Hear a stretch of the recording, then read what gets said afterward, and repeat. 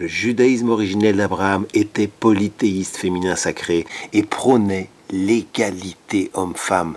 Il faut comprendre que l'histoire officielle est un énorme mensonge. Je ne sais pas si vous savez, mais quand on a voté la laïcité dans la plupart des pays, on a oublié de réécrire les livres d'histoire, ce qui est tout à fait ridicule parce qu'ils ont été écrits principalement par le Vatican pour nous, Européens, et c'est truffé de mensonges de A à Z. Alors bien sûr, tu vas me dire pourquoi est-ce qu'il faudrait te croire toi et pas quelqu'un d'autre? Eh bien parce que je te propose tout simplement d'étudier l'histoire, de bien faire ses propres recherches, de chercher les bugs, de chercher les non-sens et surtout de se poser les bonnes questions. Si vous faites des recherches sur Abraham, vous allez trouver à peu près partout que c'est le fondateur du monothéisme et donc des trois religions du livre, à savoir le judaïsme, le christianisme et l'islam. Mais si vous faites des recherches sur l'histoire du judaïsme, vous allez découvrir en fait qu'il existe un consensus entre les historiens qui dit que le judaïsme n'est devenu monothéiste que à peu près vers l'an moins 500, c'est-à-dire après la captivité des Juifs à Babylone. C'est très important, parce qu'en fait, Abraham, il est censé être né 1500 ans avant, et voilà comment on trouve des bugs. Des bugs, en fait, qui sont là dans les livres, parce qu'on ne veut pas trop, j'ai envie de dire, effaroucher et bousculer les religieux. Mais cela sous-entend bien qu'à la base, Abraham était bien un polythéiste. Et quand on dit polythéiste, en fait, cela sous-entend dans la majorité des cas qu'il inclut le féminin sacré. Et donc, qui en découle une culture où les hommes et les femmes sont vraiment égaux, une culture où liberté, fraternité, égalité n'est pas un vain mot, mais une réalité. Et la vérité, c'est que Abraham vivait à Sumer, qui était en fait le paradis, en gros, dont on parle dans la Bible. C'était une culture paradisiaque parce qu'elle était basée sur la gnose, qui est en fait la recherche intérieure pour tout simplement arriver déjà à découvrir qui l'on est, mais aussi pour pouvoir développer ses pouvoirs psychiques, apprendre plein de connaissances, et pour que la plupart des individus puissent suivre en fait cette gnose et la vivre, eh bien il y avait une culture profondément humaniste, on va dire socialiste, mais dans le pur sens du terme, à savoir où la plupart des gens, on s'assurait qu'ils aient au moins de quoi se nourrir, un endroit décent où vivre, comme ça ils pouvaient enfin s'intéresser à se développer et à essayer tout simplement de devenir des vrais êtres humains. On le sait, les Sumériens ont apporté plein d'apports technologiques, notamment dans l'architecture dont je ne vais pas parler ici, notamment l'écriture, et c'est vrai que c'est un grand mystère, c'est qu'on ne sait pas en fait d'où les Sumériens viennent, mais enfin, ça c'est pour une autre vidéo. Alors bien sûr, tu peux me dire que ça ne t'intéresse pas, toutes ces histoires de religion, parce que tu es libéré de l'emprise des religions.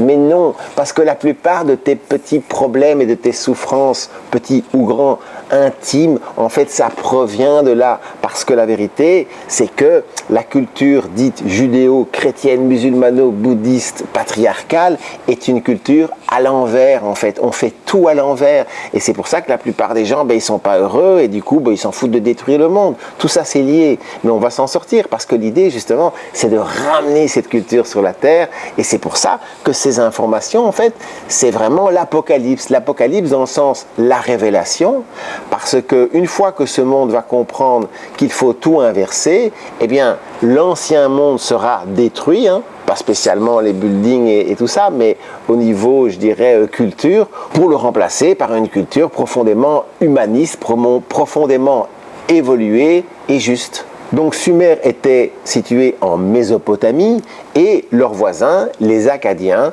eux, en fait, ont développé une culture et une religion, en fait, monothéiste, extrêmement autoritaire. Et un beau jour, eh bien, les Akkadiens ont envahi Sumer et ils ont imposé leur culture mortifère, et donc il y en a certains qui se sont échappés, dont Abraham. Lui et ses descendants sont arrivés jusque dans l'actuelle Cisjordanie, Israël, ce que j'appellerais par facilité la Palestine pour le reste de notre histoire. Et là, pendant une période entre 1000 et 1500 ans selon les sources, le judaïsme d'Abraham était polythéiste, donc qui inclut le féminin sacré.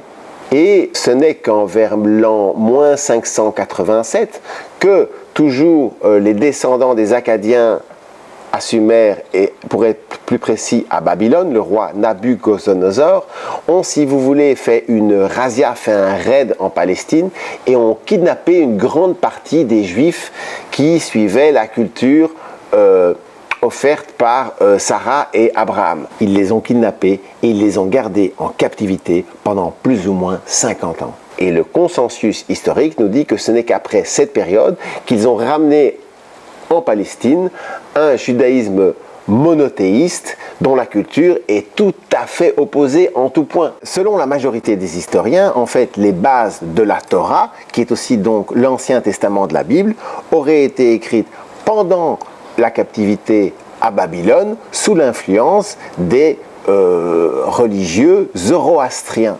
Et ces zoroastriens prônaient une culture patriarcale monothéiste extrêmement autoritaire. Et donc on peut dire que la Torah a été écrite par les ennemis des vrais juifs, ceux qui les ont amenés en captivité à Babylone, et c'est un coup vraiment machiavélique, puisque donc l'idée c'était de les programmer à leur faire croire que le judaïsme c'était autre chose, l'opposé. Lorsque les juifs patriarcalisés, si j'ose m'exprimer ainsi, vont rentrer en Palestine, ils vont se battre contre les vrais juifs qui étaient restés sur place. Bien sûr, à l'époque, on n'utilisait pas encore l'expression juif, mais j'utilise ici vrais juifs et faux juifs pour simplifier l'histoire. De plus, je trouve juste de les opposer les uns aux autres, vu qu'ils prônent une culture 100% différente. Et pour ne prendre que deux exemples, dans la culture d'Abraham, la femme et l'homme sont 100% égaux, et un autre point important, c'est que la sexualité est quelque chose de très important, qu'il faut développer, qu'il faut approfondir, qu'il ne faut absolument pas réserver à une seule personne, rien à voir avec la définition sexuelle du patriarcat. Bref, les juifs, en fait, les vrais juifs et les faux juifs se sont battus pendant pas mal de temps, et on retrouve encore des restes de, j'ai envie de dire, ces vrais juifs chez les Esséniens, où vivait Marie et Jésus. Je ne sais pas si vous savez qu'il y a zéro preuve historique de l'existence de Jésus, sauf parmi les Esséniens, où il y avait un certain gars qui s'appelait Jésus. Bref, eux, ils ont enseigné, j'ai envie de dire, la vraie culture d'Abraham, qui n'est rien de plus que la culture originelle, la culture fertile du féminin sacré, qui régnait partout sur la planète, et principalement même en Europe jusqu'au XVIIIe siècle, tenez-vous bien. Mais ça, on en parlera une autre fois. Et donc, ce qui est important de comprendre, c'est que toutes les religions patriarcales, en fait, sont des impostures, à savoir que les religions originelles ont été kidnappées pour les transformer par le patriarcat qui transforme les gens en esclaves, patriarcat qui a été toujours soutenu par les très très riches, et donc c'est pour ça qu'on dit que l'âme du monde a été corrompue à Babylone, les Rastas, Bob Marley et tout ça, et ils ont bien raison, parce que c'est le cas. Car lorsque le roi Nabuchodonosor II a kidnappé les Juifs pour les amener en captivité à Babylone, où on leur a fait un lavage de cerveau pendant 50 ans, eh bien ils ont complètement transformé le judaïsme polythéiste féminin sacré en son contraire, à savoir le judaïsme monothéiste patriarcal. C'est-à-dire qu'ils l'ont corrompu, ils ont tout inversé. Et je trouve que c'est un peu la technique du cheval de Troie qui va être utilisée en fait dans toute l'histoire. Parce que pour se débarrasser du vrai christianisme, Rome va faire la même chose. C'est-à-dire qu'un beau jour, ils vont dire « Ah ben non, non, non, le christianisme, c'est pas ça ». Et c'est très important parce que si on veut sauver l'humanité, je dirais même plus la faire naître, parce qu'on n'est pas du tout humain, j'espère que vous l'avez remarqué, eh bien, il faut d'urgence se mettre à reconstruire sur les bases de la culture fertile du féminin sacré et sortir de l'état d'esprit de Babylone. Alors je compte sur toi pour rejoindre le camp des enfants, car Babylone a décidé que ce n'était pas grave s'ils avaient un futur horrible, voire pas de futur du tout. Tous les enfants de la terre comptent sur toi, on va y arriver, on va la faire naître cette humanité. À tout de suite.